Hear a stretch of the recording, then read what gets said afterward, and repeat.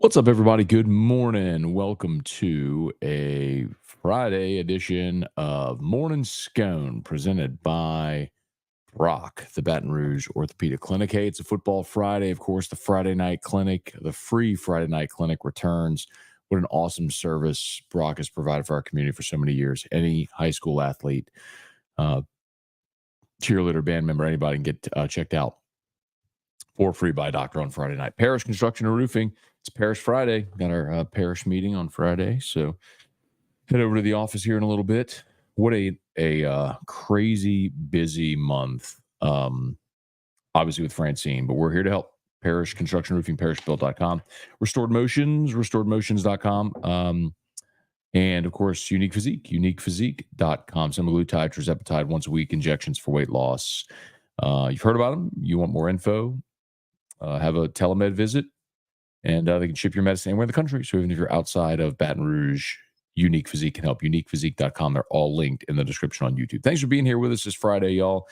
Brian Kelly met with reporters on Thursday evening, and gave some good news. It looks like Chris Hilton is set to make his season debut for LSU, which is awesome. Jalen Lee's going to miss the game with a shoulder injury, as Brian Kelly said, and then West Weeks is questionable. So if you've paid attention to any of our content this week about UCLA, you're probably pretty well aware that LSU is a heavy favorite in this game, 24.5. Lee Sterling was with us on AFR, and his pick for the LSU UCLA game was actually pretty stunning. I'm not surprised that people would have LSU win. I'm not surprised people would have LSU win and cover. But again, this guy is a professional handicapper. Like, that's what he does for a living, is he handicaps games and sports bets. And he picked LSU. Well, here was Lee Sterling's pick. Could be the blowout of the weekend. They made a big mistake, Aaron Deshaun Falk. I mean, they should have known it was trouble when they went to the Big Ten Media Days, and he looked like a deer in headlights. He had no idea what he was doing. Eric Bieniemy, how far has he fallen as an offensive coordinator? Their defense, to give up 40 points to a lower-level Big Ten team, Indiana. Indiana hasn't scored that since they probably played FIU down here in Miami. I think that LSU's defense can hold out this offense. They're not going to hold out many decent offenses, but I think they can hold them down here. I think the offense is going to go wild. I have LSU winning this game here, 54-13. 54-13. And this might be the last time. I think the numbers on UCLA games, they got to go get this. Their next two games, they're going to play the Ducks, Oregon at home, and at Penn State. Yeah. We could see a 30-plus line, 30, 35-plus line, point line here against Oregon next week if they get blown. 54-13. You'll see my score today up at louisianasports.net. I picked it 38-13, I think. Or maybe 38-17. But poof. 54-13. But that kind of gives you an evidence as to why, look, if you need to sit someone to get them healthy, sit them. You want to play young guys this weekend to get them experience, play them. You're really in no jeopardy of losing this football game. So get guys healthy, get guys experience, keep getting ready these next 2 weeks. It's the thing we've been talking about since July. All right, Tim Gotro, good morning. Tiger Diver, good morning. Glad to see Scone and T back. Kind of funny that the very first episode before the UCLA game and the return starts back before the UCLA game. Is that true? Was the first episode we ever did before UCLA? Interesting. Jason H., good morning, Uncle Scone. Let's kick those Sissy Blues butts. I think that's going to happen. Brian Williams, good morning. Scone and T was awesome. Thank you for bringing it back. Awesome, man. Thanks so much for watching. We appreciate it. Abner Neal, good morning. Dale Broussard, happy Friday. Cajun Country, what up? Good morning. Happy Friday. Maybe it's petty, but I want the Tigers to score 70 tomorrow. I'd be okay with it. Randy, what's good steak restaurant we can go after the game Saturday? So you're looking in Baton Rouge, I would assume. Well, I'm going to recommend Supper Club. If you're trying to get in there, I would really strongly suggest trying to get a reservation now. It might be too late. You can always get a really good steak at Rufino's as well. Great vibe at Rufino's. I'll tell you another place that I think that nobody ever talks about that I think has a great steak is 18 Steak at L'Auberge. Obviously, I'm going to tell you, like, Supper Club is a sponsor, and it's the most premium restaurant in town. That's the best place you can go is Supper Club if you can get in. But check now, like, see if you can get a reservation, call them, see if there's a cancellation, or maybe they have some availability because it's a game. I don't know. But I would call Supper Club, and then I would say either look at Rufino's or 18 Steak in L'Auberge. I know people think, I don't want to go to a casino. I'm just telling you, like, if you love a good steak, like 18 Steak I've never had a bad steak there. Russell Jory, good morning from Raleigh. Thanks for all you do. Thanks for watching, Russell. Appreciate you, man. Hey, Jacob, good morning. Strong side. Enjoyed Scone and Tea. Thank you so much, man. Appreciate y'all for being there, supporting the show. Bubba, good morning. Chance, South Alabama game looking scarier than UCLA. That's true, Chance. I think South Alabama at least is a competent offensive team. Of course, they're coached by Major Applewhite. They put it on App State last night. They scored 50 on North Texas to open the season. I think they scored 80 on Northwestern State last week, 87, wasn't it? But, that's a competent offensive football team. LSU's still going to outman and outmatch them. But yeah, that's a competent football team, offensive. Dale, we miss Crystal. Need to make a trip over there. I need to go see her too, Dale. I'm talking about Crystal Poche at Restored Motions. Man, I'm overdue. It's just when football season comes around, life is an avalanche, man. It's hard to find that time, but I just got to make the time. David, looking forward to improvement in all three phases this weekend. Go Tigers. All right, David, good to see you there as always. Hey, what up, Christian? Good morning, man. Avid, of course, is one of our great new sponsors on Scone and Tea, so we appreciate it so much. Hang on one second. Let me go drop Avid. Go drop the website in the chat for you there, Christian. It's avidspecialists.com.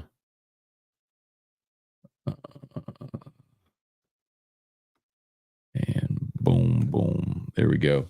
So if you need any type of home inspection, they can take care of you. Great partners of ours now on Scone and Tea. And Christian's as a diehard morning Sconer here. Y'all have seen him for a long time, and appreciate the opportunity to work together. Garrett Douglas, morning. Any watch parties or had parties planned for Monday for Jaden versus Joe? So I tell you what we'll probably do, Garrett. So I know T-Bob and Hester have their watch party, I believe, at the Queen. We don't have anything planned, but I could tell you for the Saints Chiefs Monday night football game, we are going to be doing another big watch party with our friends from Mockler over at L'Auberge. Like the same thing we did with the Poirier fight several months back, we're going to do again. So we'll be giving away VIP winners that'll have VIP seating, free food, and beer. And come out and watch Saints Chiefs. That's going to be for the Monday Night Football game coming up here in a few weeks. So plan accordingly. And what I'll probably do is have our parish team bring a whole bunch of hats. So we'll sling some parish hats that night as well. Hey, Jeff, good morning. Rocky, good morning. Cliff, what up, dude? Irfan Sayad Gamogan. Trivia Carter, Brian Wynn. What up, y'all? Good morning, good morning, good morning. Rocky, what game are you watching Saturday outside of LSU UCLA? I'm definitely probably most interested in Tennessee, Oklahoma. Lee Sterling, incidentally, picked Oklahoma to win that game outright. I do think there's something to be said. This is an angle we always talk about. Nico Iamaleava making his first start, so a freshman making their first true road start. You typically fade them. I think Oklahoma's defense really good. I'm not sure how good Oklahoma's offense is against that Tennessee defensive front, but it could be a tough environment, place where they expect to win. Oklahoma's not. I heard somebody say like Oklahoma hasn't been a home underdog in like 20 years or something ever since before Stoops, when John Blake was the coach. So more than 20 years. But anyway, that's one that I'm circling, really interested in. Hey, Seth, Matt, do you feel like Napier never had a shot to make it at Florida? Feels like the same situation, Harsin at Auburn. No, the big difference there, man, is Harsin never had the support of the administration. And they were trying to, and the boosters were trying to sabotage him and all that sort of stuff. At Florida, I mean, Billy Napier was embraced. They spent NIL money. They got DJ Lagway. It's just in year 3, you would have expected progress, and there just isn't any. Shohei is a freak of nature. How about a 50-50 season for Shohei? Incredible. Wendell, good morning. Make defense great again. Let's go. Feel good about this weekend. South Alabama, on the other hand, ran the ball for 300 yards last night. They have me concerned. I get it. They were also playing App State, who, by the way,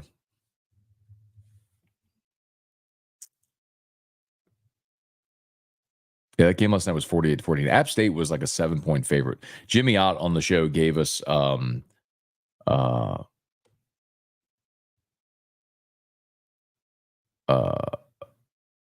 South Alabama plus 7.5. They ended up winning 48-14. So just as an FYI, I got the score inverted from week 1. My apologies. So North Texas beat South Alabama 52-38. North Texas scored 52 on South Alabama. And then in week 2, South Alabama went to Ohio, not Ohio State, Ohio U, the Bobcats, and lost 27-20. And then they beat Northwestern State 87-10 and beat App State 48-14. So take that for what it's worth.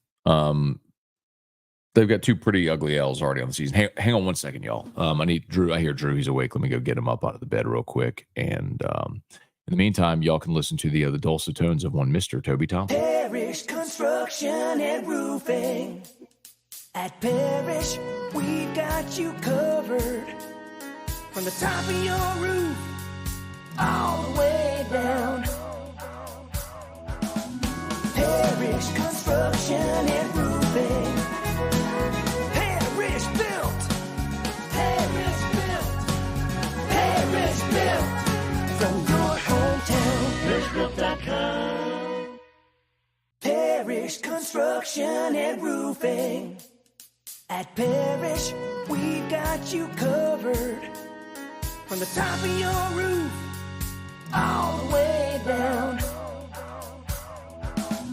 Parish Construction and Roofing. Parish built. Parish built. Parish built. From your hometown, parishbuilt.com. Parish Construction and Roofing. At Parish, we've got you covered. Good morning. From the top of your roof, all the way down. All right. Parish Construction and Roofing. Ring light. Parish built. Parish built. Sorry. We had the Parish jingle on loop. Sorry. Sorry. All right.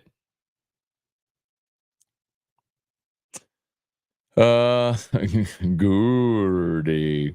David Gilmore, good morning. Austin Kidder up early dealing with house buying stuff. No good foundation repair contractors in BR. Yeah, man. WCK, they're the best. I've known Mr. Mike Wall forever. So it's WCK Foundation Repair. Austin, they're great. Great people, ethical people, just great business. I wouldn't call anybody else. Gorilla, good morning. Wacky Chris, what kind of defensive improvement can the Tigers expect to see this weekend? You know, Chris, the thing that I pointed out pretty consistently is they were hell-bent on not giving up busted plays in the secondary anymore. And have you seen one this year? I can't recall one. I can't recall a busted play with someone just running free in the secondary. So they have really simplified that to prevent the coverage busts. What clearly they need to work on is their run fits. And I think a lot of that is going to be getting guys more experience, getting Ahmad Bro experience, getting, Sean Washington more reps. I think that's just a big part of it, just getting these guys more playing time. Leon, hoping we can lean on Caden Durham Saturday. Love watching him in high school. Love watching against the fake USC. Tony, what's up? Tommy, watch Scone T. Glad you're back. Thanks, man. Appreciate it so much. Sometimes you got to let the dorks know. Oh, man. They are. South Carolina people are not happy with that. Shocker, right? Tara Walker, good morning. Guy Brooks, good morning, man. Happy Friday. Stephen Miller. Ruth's Chris is, look, you can always get a great steak at Ruth's Chris. For me, Ruth's Chris is just so stuffy and stodgy, man. If you want a great steak, you can always get a great steak at Ruth's Chris. It's consistent. It's awesome. You're 100% right.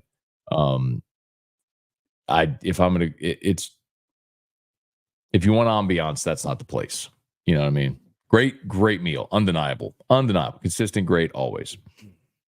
Patrick, whoa, good morning. Know you're confident about us beating South Alabama. So am I. We can't overlook them. They could be like Troy in the past, thrashed App State. We all know Northwestern State, 7-10 forfeit. We got to come ready to take care of UCLA. Yeah. And like I just mentioned, South Alabama also gave up 52 to North Texas. Like, it's going to be all right. Lisa, good morning. Happy Friday. My nephew, number 9, Justin Drago, Country Day Metairie. Go to NOLA.com. Player of the Year. There you go. That's awesome. Blue. Congrats. That's awesome. That's awesome. Steven, good morning. Big game day for Catholic High. Yeah, man, Catholic U High today. I hear, I don't know this. I know Catholic's JV kind of beat up on U High a little bit. I don't know if U High maybe isn't as good. I really don't know. I mean, I love my team. I want them to win every game they play. I cheer for them. I'm just not as locked in as like when I was calling games all the time. But kind of maybe feels like U High might have taken like a little bit of a step back this year. So see how it goes.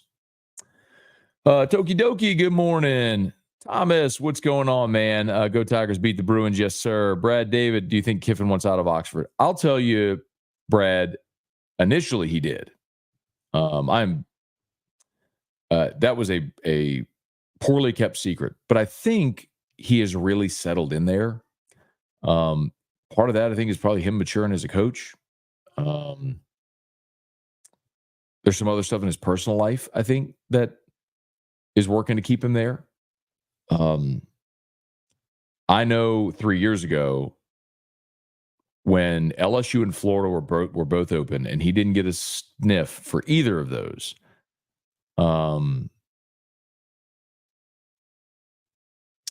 He was not happy. I know that much. But this may be a do-over for Florida. Again, we'll see.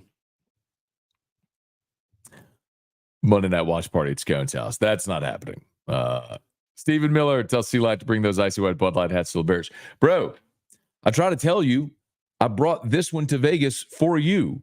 I had it in the studio with us, and you didn't come get it. So now I hauled that thing to Vegas for you.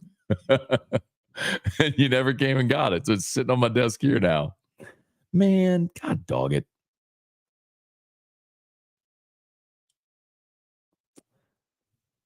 What in the world? I need a new cable on this camera. I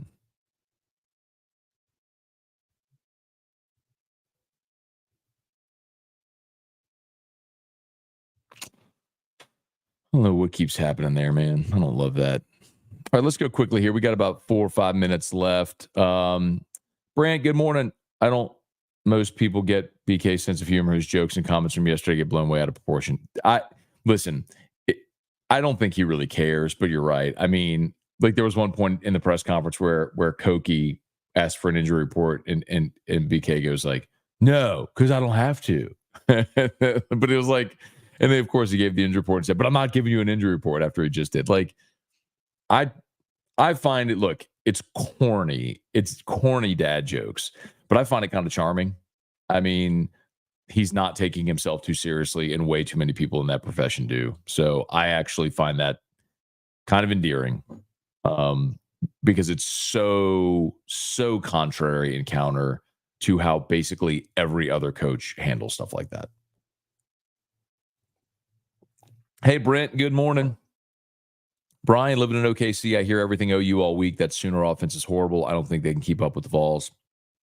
This is also going to be the first time that the Vols offense is tested.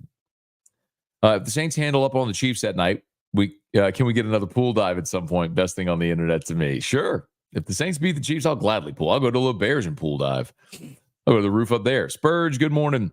Reed Rule. Morning Scone flying in tonight for LSU, UCLA, and Saints Eagles. Hopefully the hangover on Monday will be worth it. LFG. All the way down. Are we going like, are we singing like all the way down? Is that what that is? What do you say with all the way down there? Real star of the show. Here's all the Drew comments. Steven Gamorgan. What do you think happened to Billy Napier at Florida? Yeah, you're right. No, I think you're just gonna play with your toys, and in just a few minutes we're gonna get dressed and go to New St. Lillian, okay? And then after New St. Lillian, Mimi pick you up. Okay. All right. Yeah. I'll tell you, man, I remember that conversation very well. There was, for those that don't remember this, what he's referring to is, and it's funny to show you how things can go.